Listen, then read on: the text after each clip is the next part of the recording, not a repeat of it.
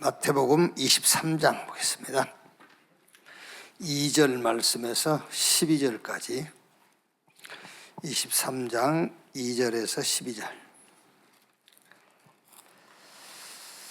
한 절씩 교독하겠습니다. 서기관들과 바리새인들이 모세의 자리에 앉았으니 그러므로 무엇이든지 그들이 말하는 바는 행하고 지키되 그들이 하는 행위는 본받지 말라. 그들은 말만 하고 행하지 아니하며 또 무거운 짐을 묶어 사람 어깨에 지우되 자기는 이것을 한 손가락으로도 움직이려 하지 아니하며 그들의 모든 행위를 사람에게 보이고자 하나니 곧 그 경문띠를 넓게 하며 옷수를 길게 하고 잔치의 윗자리와 해당의 높은 자리와 시장에서 문안받는 것과 사람에게 랍비라 칭함받는 것을 좋아하느니라. 그러나 너희는 납비라 칭함을 받지 말라. 너희 선생은 하나요 너희는 다 형제니라. 땅에 있는 자를 아버지라 하지 말라. 너희의 아버지는 한 분이시니 곧 하늘에 계신 이시니라. 12절까지 같이 읽읍시다. 또한 지도자라 칭함을 받지 말라. 너희의 지도자는 한 분이시니 곧 그리스도시니라. 너희 중에 큰 자는 너희를 섬기는 자가 되어야 하리라. 누구든지 자기를 높이는 자는 낮아지고 누구든지 자기를 낮추는 자는 높아지리라. 아멘.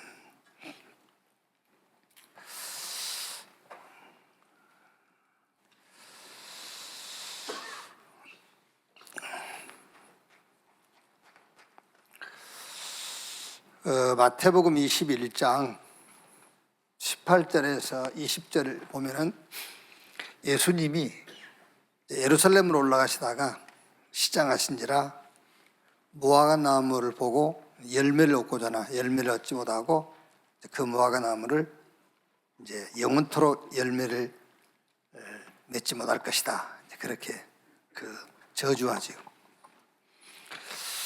근데 이제 예루살렘에서 다시 돌아오는 길에 제자들이 보니까는 무화과 나무가 뿌리쳐 말라버렸어요. 이제 제자들이 예수님께 질문하죠. 어떻게 이런 일이 있을 수 있습니까? 대개 이제 우리는 이렇게 how 어떻게 묻죠. 이제 어떻게 이런 일이? 그러니까 이게 무슨 말이냐면은 누가 뭘 어째서 그런 질문들이잖아요. 우리는 되게.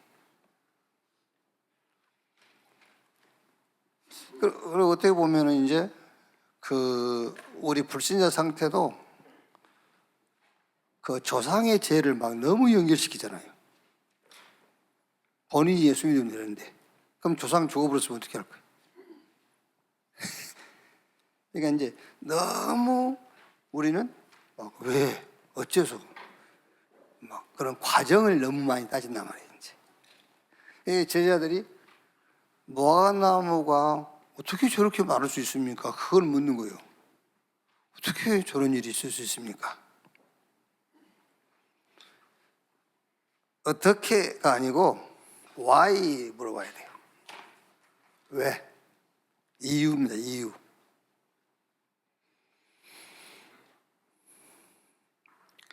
상황에 대한 지금 상황이잖아요. 무화과나무가 뿌리쳐 말라버린 게.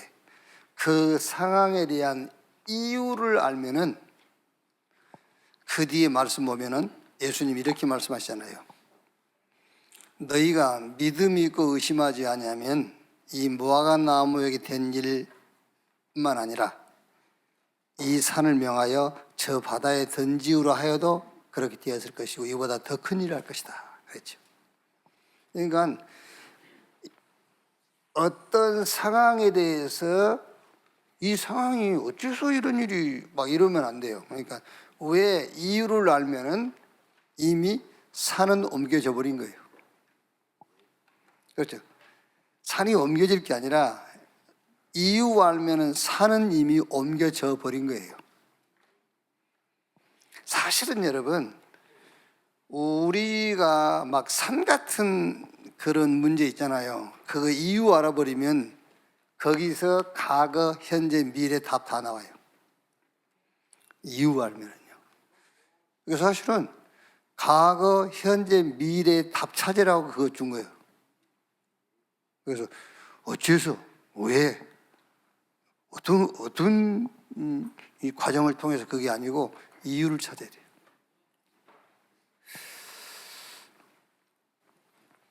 두 주 거를 다 하려면은 안 되니까 골라서 하겠습니다. 골라서.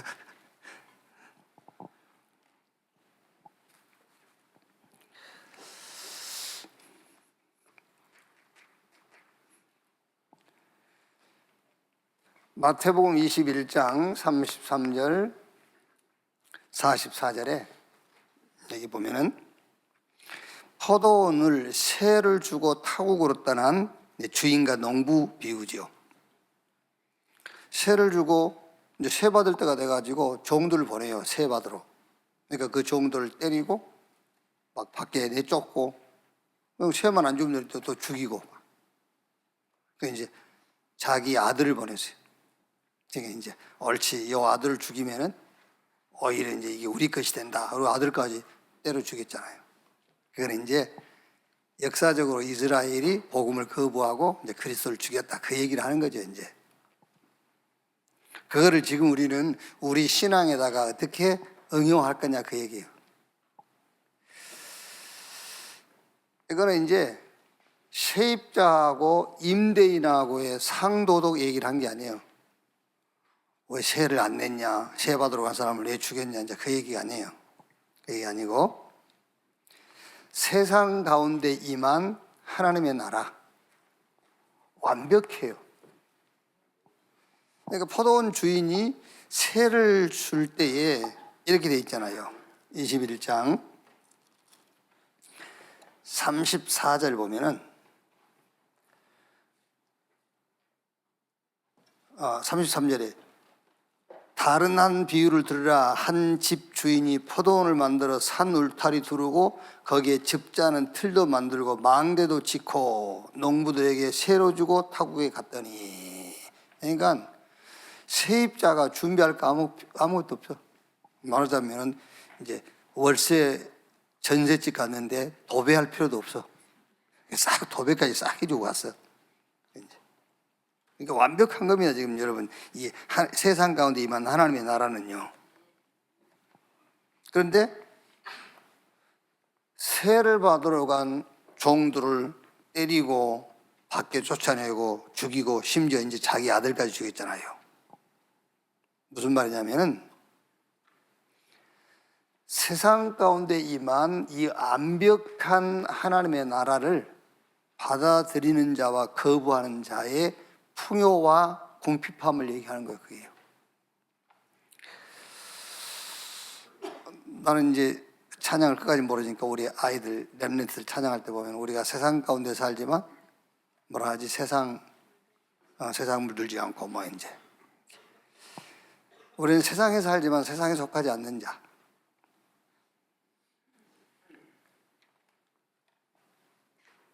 세상에 살지만 하나님의 것, 하나님의 것이 임해버리면, 이게 하나님의 것이라는 것은 그리스도로 말미암아 우리에게 주어진 것들을 받아들이는 겁니다. 그게 세상에 살지만 세상에 속하지 않는다 그 말이에요. 여러분 잘 생각해 보세요. 세상에 사는데 어떻게 세상에 속하지 않겠어요? 하나님 그리스도로 말미암아 우리에게 주어진 것을 받아들이지 않으면은 누구라도 세상 것을 받아들여야 되잖아요. 그리스도로 말미암아 되어진 것을 받아들여야 세상에 속하지 않는 자가 될 수가 있는 것이지, 그렇지 않고는 당연하게 세상에 속해야 돼요.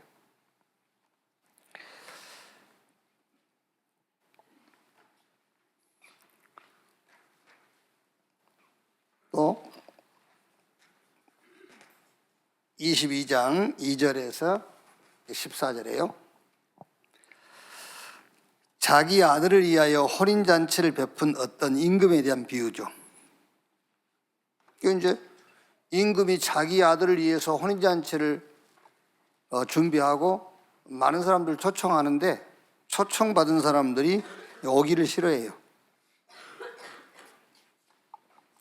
되게 이제 이 임금 아들의 혼인잔치에는 관심이 없고, 또 어떤 사람은 자기 사업차, 또 어떤 사람은 자기 밭으로. 이렇게 오히려 심부름 간 사람들을 또 막 때리고요. 막 심지어 모욕하고 죽이고.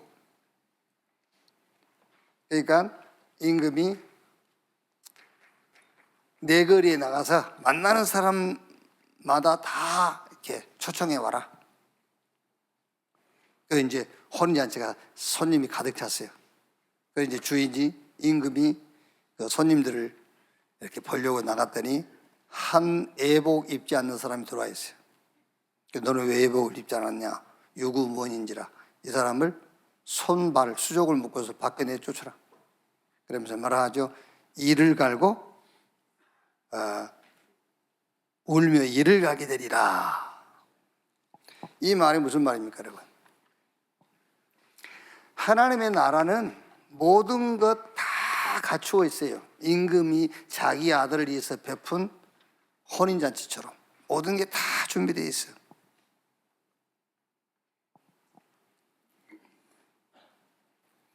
그런데 눈에 안 보이는 거잖아요.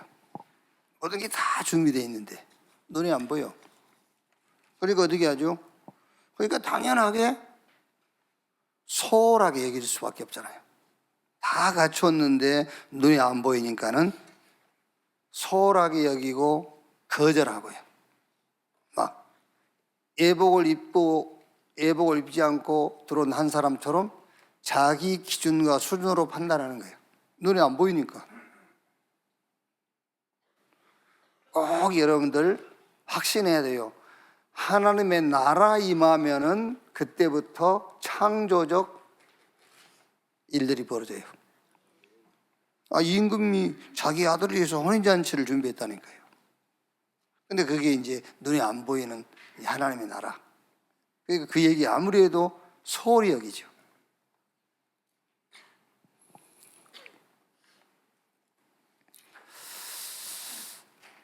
자, 오늘 본론이라고 할 수 있는 마태복음 23장 2절에서 12절.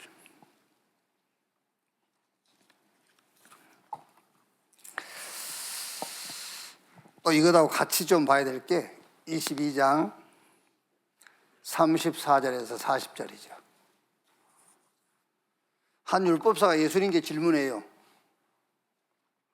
계명 중에 어느 게 제일 큽니까? 그러니까 예수님께서 네 마음을 다하고 뜻을 다하고 성품을 다하여 주 너희 하나님을 사랑해라. 이것이 첫째, 크고 첫째 된 계명이요. 또 둘째도 그와 같으니 내 이웃을 내 몸처럼 사랑해라. 그러면서 이것이 율법과 모든 계명의 완성이다 그랬어요.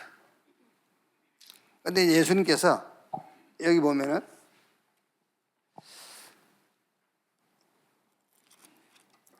서기관들과 바리새인들이 모세 자리에 앉았으니 그러므로 무엇이든지 그들의 말하는 바는 행하고 지키되 그들이 하는 행위는 본받지 말라. 이제 말은 듣고 행하되 그들의 행위는 본받지 마라. 그 이유를 이제 밑에 쭉 기록해 놨죠. 이 사람들은 말만 하고 이제 자기 말하는 것을 지키지 않는다는 거예요. 이제 그러면서 대접받기를 좋아하고 막 어디 잔치에 가면 상석에 앉으려 하고 막 이제 이렇다는 거죠. 이제. 자, 이게 무슨 말이냐면은 우리는 여러분 율법과 계명을 우리가 지킬 수 없다고 생각하거든요. 율법과 계명을 다 지킬 수 있는 비밀이 있어요. 그게 뭐냐면은 자꾸 우리는 행위로 지키려고 해요. 행위를 가지고는 지킬 수가 없어요. 행위로 지키는 것이 아니라 행함으로 지키는 거예요. 목사님도 어려운 얘기 한다고 그러는데 행위는 뭐고 행함은 뭡니까? 이렇게 이제. 요 행위는 가르치는 것은 말하는 것은 하나님 말씀인데, 그죠? 가르치는 것은 하나님 말씀 맞단 말이에요. 말씀인데 기준이 자기 행위예요. 기준이 자기 행위. 그런데 행함이라는 것은 내가 듣고 듣고 믿는 바입니다. 내가 듣고 믿는 바를 기준으로 삼는 거예요.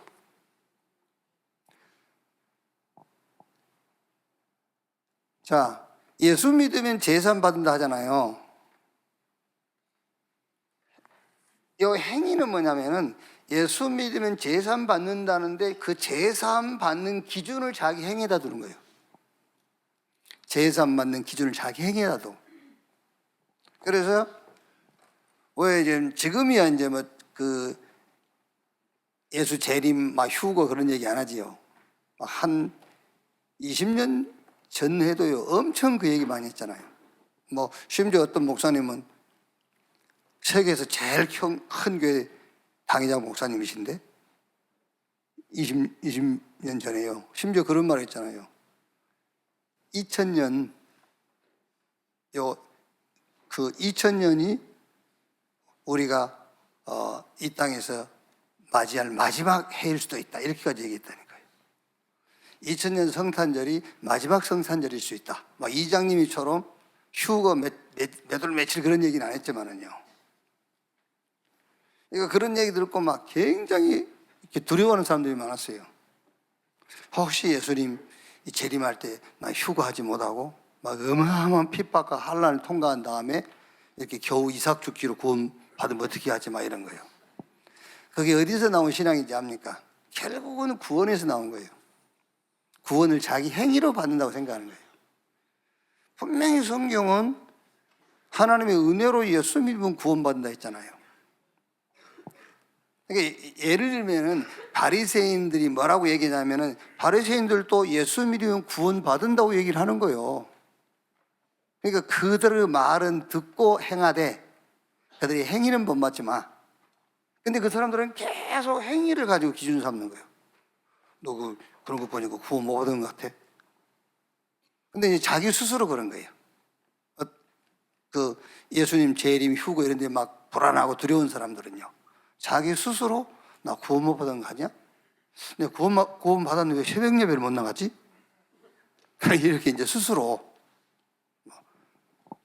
그러니까 오늘 예수님께서 그랬지 않습니까? 여기 22장 34절 40절 보면은요.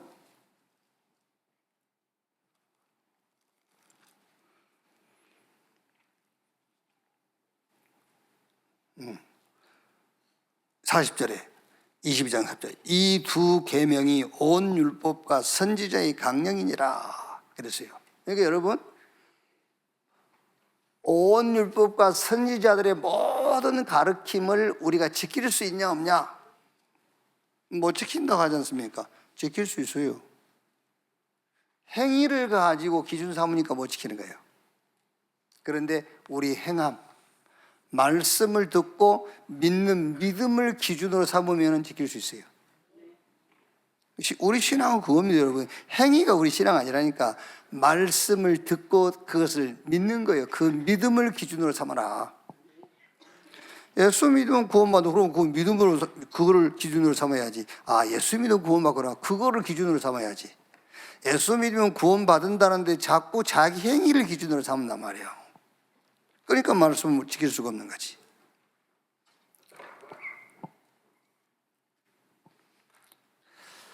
그래서 중요한 얘기가 나옵니다. 23장 6절에서 12절에 보면은요.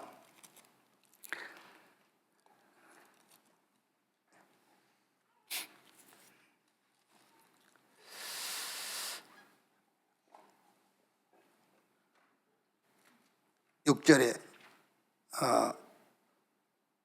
8절에 그러나 너희는 납비라 체험을 받지 말라. 너희 선생은 하나요. 너희는 다 형제니라. 그래서 우리의 선생은 성령 하나님. 또 땅에 있는 자를 아버지라 하지 말라. 너희 아버지는 한 분이시니 곧 하늘에 계신 이시니라. 우리 아버지는 성부 하나님. 그리고 또한 지도자라 칭을 받지 말라. 너희의 지도자는 한 분이니 곧 그리스도시니라. 우리의 지도자는 그리스도. 이 말이 무슨 말이죠? 자꾸 지금 이 바리새인과 서기관들은요, 행위를 가지고 자꾸 가르치려고 하는 거예요.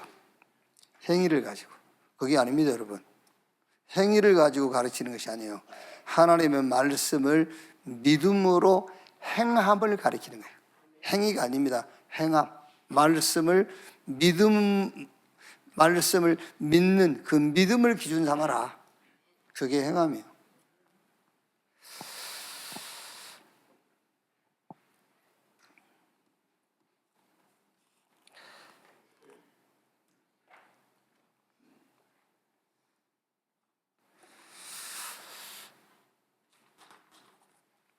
마태복음 22장 41절 45절 보면 이제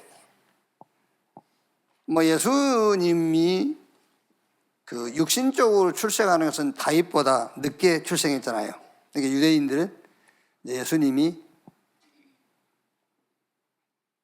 그 다윗보다 먼저 온 자다, 아니 늦게 온 자다, 이 논쟁을 하는 거죠. 이제 22장 41절 45절을 보면은요, 바리새인들이 모였을 때 예수께서 그들에게 물으시되 너희는 그리스도에 대하여 어떻게 생각하느냐? 누구의 자손이냐? 대답하되 다윗의 자손이다. 이르시되 다르면 다윗이 성령에 감동되어 어찌 그리스도를 주라 칭하였으며 말하되 주께서 내 주께 이르시되 내가 내 원수를 내 발 아래 둘 때까지 내 우편에 앉아 있으라 하셨도다 하였느냐? 다윗이 그리스도를 주라 칭하였은즉 어찌 그의 자손이 되겠느냐 하시니. 여기서는 여러분,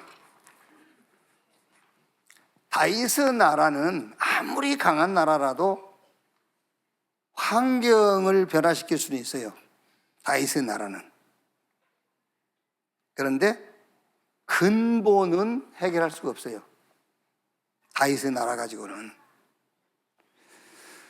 원래 있었던 하나님의 나라만, 원래 있었던 이 하나님의 나라만 근본 문제와 세상 문제를 해결할 수가 있어요. 그래서 복음을 가진 전도자의 응답의 수준, 여러분 좀 잘 들으셔야 돼요. 자꾸 다윗의 나라를 생각하는 거예요. 환경을 바꾸는 그런 다윗의 나라.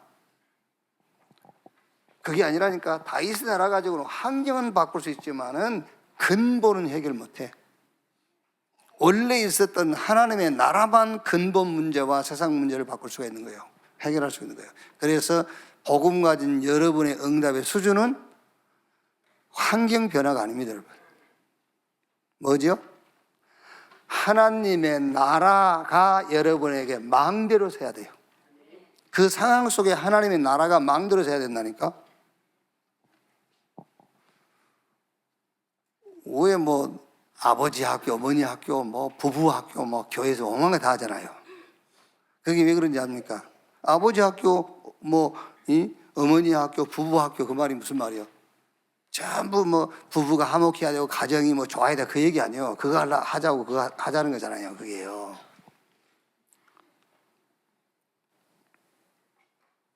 그거 아닙니다, 여러분. 여러분 가정에 하나님의 망대가 서야 돼요. 그렇죠. 부부관계를 통해서 망대가 서야지. 천국 가면 없는 게 하나 있어요. 천국 가면 없는 거. 뭐가 없는지 아세요? 천국 가면 마누라 없어요. 천국 가면 남편 없다니까. 예수님께서 부활 때는 시집도 안 가고 장가도 안 간다고 그랬잖아요. 천국에 부인이 있다. 천국 아니지. 여러분 저 뒤에 앉아 계신 우리 권사님들 천국에 남편이 있다. 천국 아니지 그게. 그래서 천국에 없는 게 마누라 없고 남편 없어요. 그래서 그게 천국이에요. 내 말이 아니라 성경이 그랬잖아요. 성경이.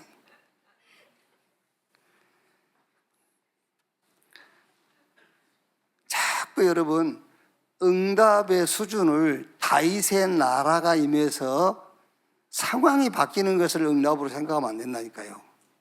거기에 하나님의 나라가 서버려야 돼. 그 얘기잖아요. 이게요. 저 시카고 가는 게 기내에서 좀 내 폰 이렇게 배터리가 좀 많이 남아있지 않는 것 같아서 꺼낸단 말이에요. 그리고 이제 거의 도착을 보니 켜니까 안 켜져. 아무리 눌러도 이게 전원이 안 들어오는 거야. 온 방법을 다 썼는데 안 돼. 내려가지고 이제 그 시카고 신준호 목사님한테 이거 좀 고쳐봐라 했더니, 이거 형님 우리 여기 미국에서는 이걸 못 고친대. 본사에 가야 된대. 본사가 한국인데 여러분. 그래도 제가 자기 한번 알아보였다는 못 고쳐. 그러면 뭐 어떻게 합니까 이제? 아이고 뭐 한 10일간 이제 뭐 집중하는 시간을 하나님이 집중하라고 그런갑다. 그러면서 모아가 나무 비유 읽으면서 이유를 찾아야지.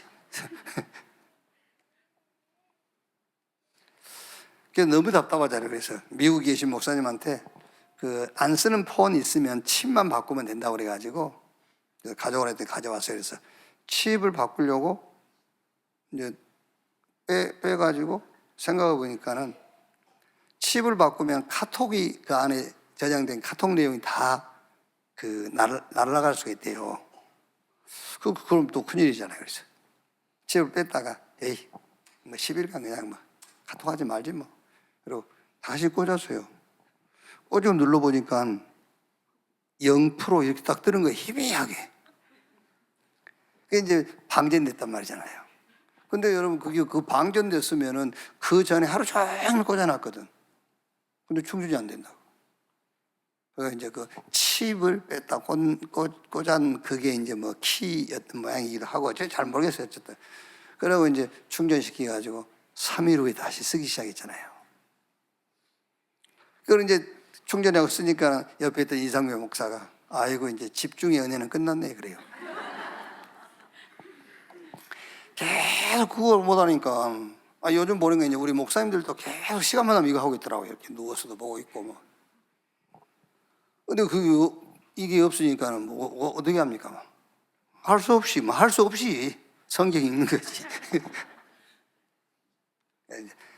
집중의 은혜의 시간은 끝났네. 그 말 딱 듣는 순간에요. 그렇지. 문제 해결된다고 응답이 아니구나. 환경 바뀐다고 응답 아니에요. 상황이 변했다고 해서 응답이 아닙니다, 여러분. 그 환경, 그 상황에 하나님의 나라, 망대가 딱 서야 돼요. 그게 응답이에요. 아무리 그래도 계속 그럴 겁니다, 환경. 그 다윗의 나라가 서기를 계속 우리는 기도하잖아요. 그 다윗의 나라 가지고는 상황은 바꿀 수 있다니까. 서울대 가서, 저 하버드 가서 박사학위 받아가지고는 상황은 바꿀 수 있어요. 그런데 근본 문제 해결 안 돼요. 하나님의 나라 세워져야 돼요.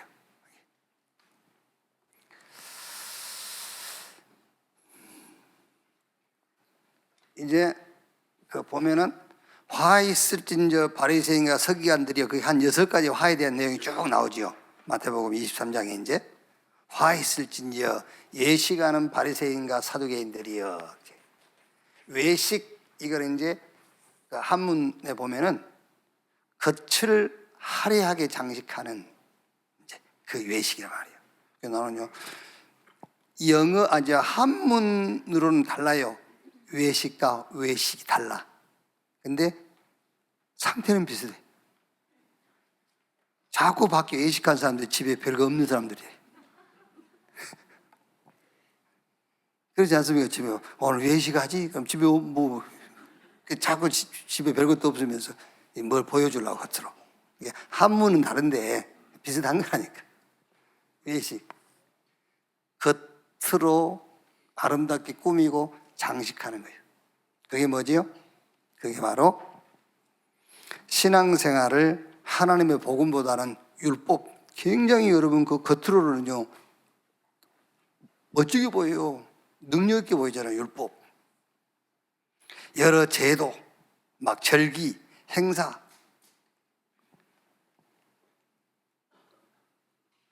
이걸 가지고 말하는 예식, 겉을 막 그럴듯하게 꾸미는 겁니다. 그래가지고 근본으로부터 멀어지게 하는 거예요. 근본으로부터. 그래서 그 나비 효과라는 말을 쓰지 않습니까? 이제 나비의 그 작은 날개짓이 큰 태풍을 결과적으로 가져온다. 이제 그래 나비 효과라 이러는데, 이거 별거 아닌 것 같죠? 막 율법, 제도, 절기 이런 게 별거 아니고. 근데 이걸 하다 보면은 막 칭찬도 듣고 열매도 나오고 좋은 결과도 와요. 그래서 계속 그걸 하다 보면은 결국은 본질은 놓쳐버리게 돼. 그러면 크게 무너지는 거예요, 그게요. 또 중요한 얘기가 나오지요.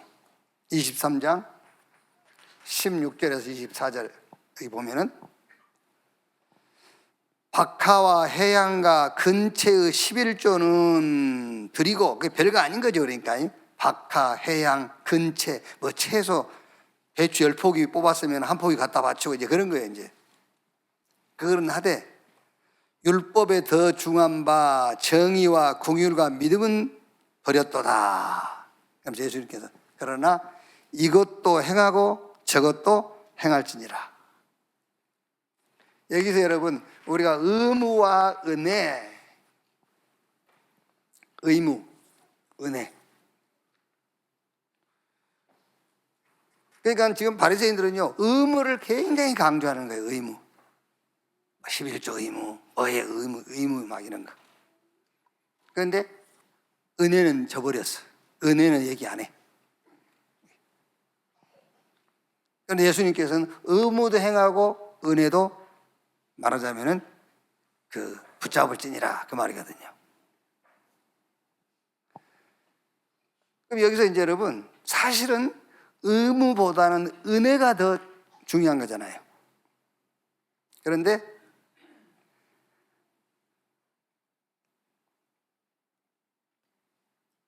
요 은혜가 원인이 된 의무가 돼야 돼요. 그러면서 이 의무가 은혜를 드러내는 그 의무가 돼야 된단 말이에요. 은혜를 드러내는 의무. 우리가 이제 그 11조를 드릴 때 그 11조를 드리는 원인이 은혜에서 나와야 되잖아요. 그리고 우리가 11조를 드리는 것이 뭐를 드러내는 거죠? 은혜를 드러내는 것이 돼요. 그래야 그게 능력이 돼요. 그래서 사실은 여러분 의무와 은혜는 하나예요, 하나. 우리가 하나님의 은혜로 구원받았죠? 하나님 앞에 드리는 것도 은혜예요. 은혜로 구원받은 것처럼 하나님의 은혜가 아니고는 드릴 수가 없어요. 그리고 드린다 할지라도 지속 못해요.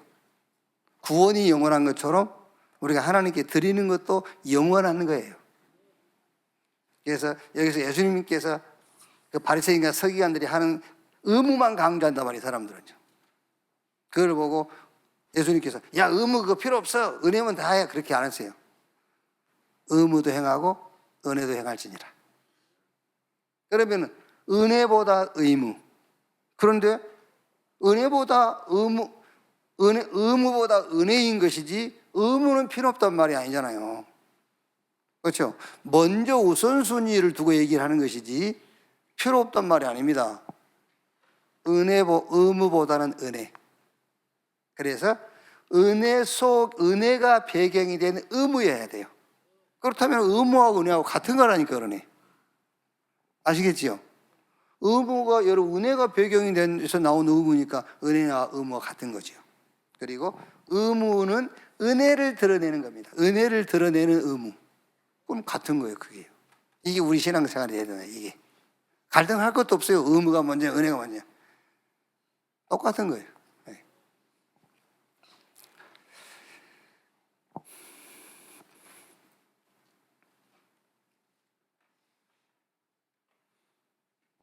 자, 그래서 이제 여기에 대한 결론이 중요하게 나오죠. 23장 25절, 28절. 그러면 겉을 꾸미고 겉을 화려하게 하고 장식하는 것은 우리 신앙생활은 필요 없단 말이냐? 그게 아니죠. 예수님께서 얘기는 하는 거죠. 겉은 깨끗하되 속은 탐심과 방탕으로 가득하고, 이 겉은 화려한데 속은 해철한 무덤, 그 속에는 썩은 송장의 뼈가 있고 그 속에 여러분, 그 속에 하나님의 망대가 세워져 버리면은, 그렇죠? 망대가 세워져 버리면은 겉을 꾸미는 동기도 망대의 플랫폼이 돼요. 그죠? 예수님께서 지금 이렇게 꾸짖는 것은 뭐냐면은 속은 똥이 들어있는데 막 얼굴은 째고 막 이렇게 이제 그 얘기를 하는 겁니다. 속은 막 썩어 있어, 막 냄새나. 근데 막 얼굴은 뭐 치장을 하고 막 화장품 비싼 거 쓰고. 그럼 화장품 비싼 거 쓴 것을 잘못했단 말이야. 그 말이 아니고 네 속에 하나님의 망대가 서버리면 화장품 비싼 거 쓰는 그게 플랫폼이다, 그 말이에요. 그렇죠? 속에 하나님 망대 세워져 버리면 막 코 세우고 그게 파수망이 돼, 그 말이에요. 파수망. 그게 소통의 안테나가 되는 거야.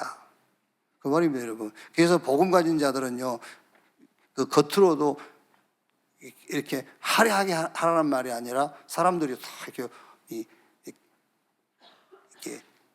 관심이 가질 수 있도록 해야 된다고 말이에요. 그게. 그럼 뭐 목사님, 그러면 뭐 꼭 겉을 우리가 속에 하는 망대가 세워지면 겉을 꾸며야 됩니까? 그런 말은 아니잖아요. 빛인데 뭐 빛이 다 비칠 건데 뭘 빛이 드러날 건데. 그런데 이제 여기서 그 얘기입니다. 그러니까 우리 안에 망대에 세워져 버리면 여러분들이 하는 그 모든 것은 플랫폼이 돼. 파수망이 되고 그게 소통할 수 있는 안테나가 되는 거예요. 그게요.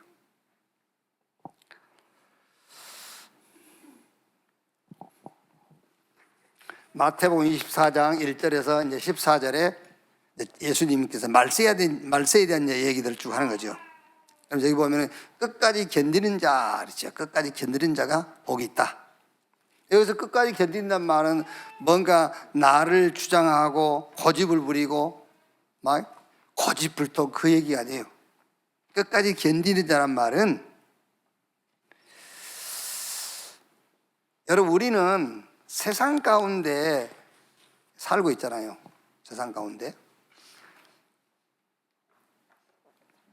그러니까 우리가 세상 가운데 살고 있으니까 잘못하면은 경쟁자가 돼버려요. 세상 가운데 살다 보니까 경쟁자의 그런 위치에 서버리게 돼.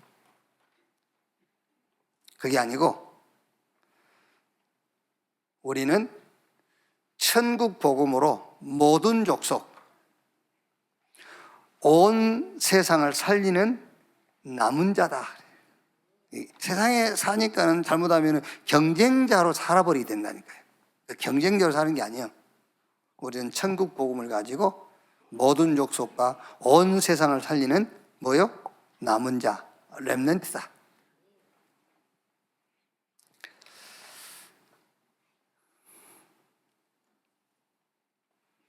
그 다음에 24장 15절에서 24절을 보면은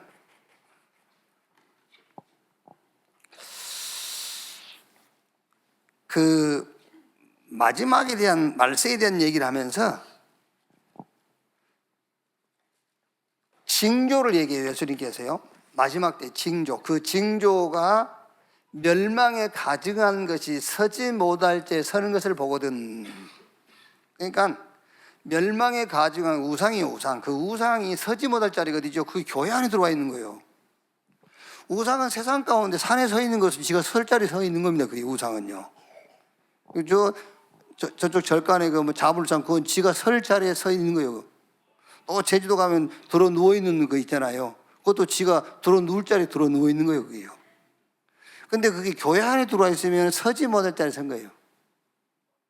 그러니까 마지막 때의 징조 중에 징조가 뭐냐면은 멸망에 가증한 우상이 교회 안에 들어와 있는 거예요. 지가 서지 못할 자리가 교회입니다. 우상은요. 절권에 서 있는데 지가 서 있을 자리지. 교회 안에 들어와 있는 거예요. 여기. 물론 여러분 시대마다 그 시대의 종말 때는 언제든지 우상이 급증했잖아요. 강대국들이 우상 세우고 꼭 망하고 이제 그랬죠. 그런데 지금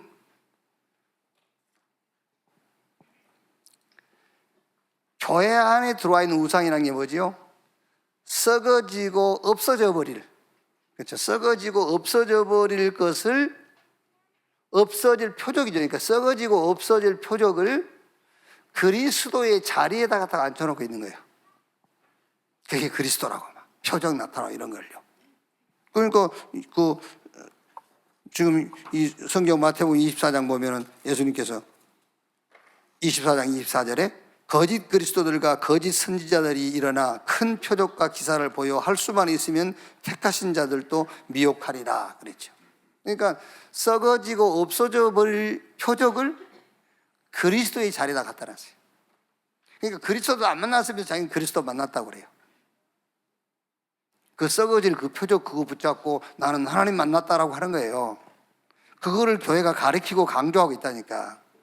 거기에 멸망의 가증한 것이 서지 못할 자리에 서 있는 거예요. 그게요. 딱 여러분 이게요, 망대로 각인 딱 돼야 돼요. 어떻게 각인돼야 되냐면은 세상 문제 있어요. 세상 문제, 영적 문제. 그거 해결할 수 없는 표적은 우상이에요. 아시겠죠? 죽은 자가 살아나는 표적을 봐도 그게 영적 문제 해결을 못하는 것이라면 우상에 불과해요. 세상 문제를 해결할 수 없는 표적은 싹 우상이다. 그걸 여러분들이 망대로 딱 각인시켜라. 그게요.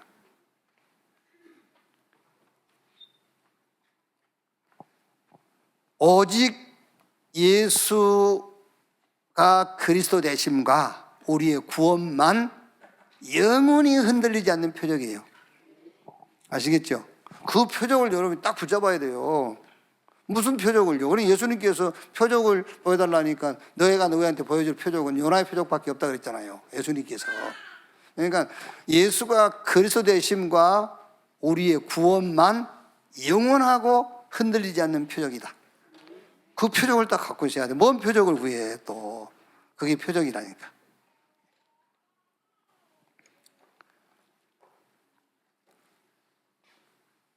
4 곱하기 7은 몇이죠?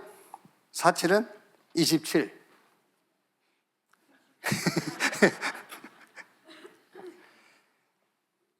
4, 7은 28인데 27이라고 우긴 놈하고 28이 진실 아닙니까? 둘이 막 붙은 거예요. 27이라 28이라고. 하도 싸우니까 원님이 불러가지고 4, 7은 27이 맞냐? 그러니까 맞습니다. 그럼 4, 7은 28이 맞냐? 이렇게 맞습니다. 원님이 4, 7은 27이라 한 놈은 집으로 보내줘라. 그리고 4, 7은 28이라 한 놈은 권장을 쳐라. 그래갖고 권장을 쳐서요. 4, 7은 27은 보내주고. 그리고 이제 억울할 거 아닙니까? 원님, 아니 4, 7은 28이 맞는데 왜 나를 때립니까? 그러니까 내가 너에게 지혜를 가르치기 위해서이다. 지혜를 가르치기 위해서.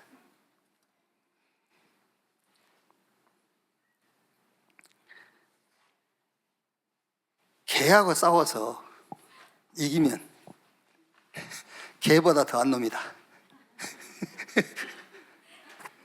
개하고 싸워서 지면 개보다 못한 놈. 싸워서 비기면 개 같은 놈이다. 4절에 27에 우기는데 싸워서 뭐 하려고 우기냐. 28인데. 그러면서 하는 말입니다.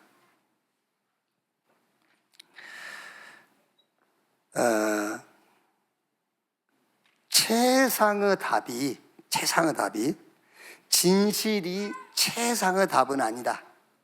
진실이 최상의 답은 아니다. 최상의 답은 포용이다 그랬어요. 세상의 답은 포용이다. 최상의 답은 포용. 은혜가 되죠? 은혜 안 되죠? 원내에서는 은혜 안 되는 거예요. 다른 데는 다 은혜 되는데. 저 누구야 강의 천안이 4번째인 거 오더만. 김창욱이가 요 얘기다가 한번 해보서 여자들 막 뿅 가지 확 맞다면서 포용을 해야 된다면서. 김창욱이가 이런 걸 몇 개 가지고 다 우려먹고 다니는 거예요. 진실만이 최선이 아니다. 포용이 진실보다 더한 최선이다. 그 강연을 할 때 하니까 사람들이 막 모여드는 겁니다. 이 말이요.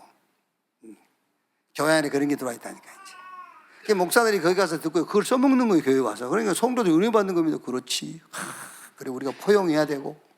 여러분, 여기 은혜 받은 사람 있었을 건데, 몇 사람? 예. 그럼 이거 하지 말란 말은 아니잖아요. 걔하고 싸워서 뭐 할 겁니까? 걔인 줄 알면 싸울 필요는 없지. 그런데 내가 하는 얘기는 이런 것들이 교회 안에 들어와 있는 거예요. 이런 것들이. 그래서 복음은 자꾸 가리는 겁니다. 그래서 복음이 희석돼 버리는 거예요. 이게 인문학이잖아요. 인간 중심. 이게 꼭 여러분들 망대로 요번 중직자, 우리 사회 중직자 될 때 24, 25 영원. 각인, 망대가 뭐냐? 각인되는 거예요. 망대가 뭐냐? 24. 그래서 꼭 붙잡아야 됩니다, 여러분. 썩어지고 없어질 것에 없어질 표적을 그리스도의 자리에다 딱 세워놨어요. 마지막 시대의 징조, 멸망에 가증한 것이 서지 못할 자리에 선 것을 보거든. 우상이 서지 못할 자리에 어디 있어요? 교회밖에 없지. 교회 서면 안 돼요. 우상 지는요. 밖에 서 있어야지. 근데 교회 안에 들어와 있다니까요. 우상. 세상 문제 해결할 수 없는 것은 싹 우상이에요. 그래서 여러분, 그리스도와 예수가 그리스도 되심과 우리의 구원만 영원히 흔들리지 않는 표적으로 딱 붙잡아야 돼요.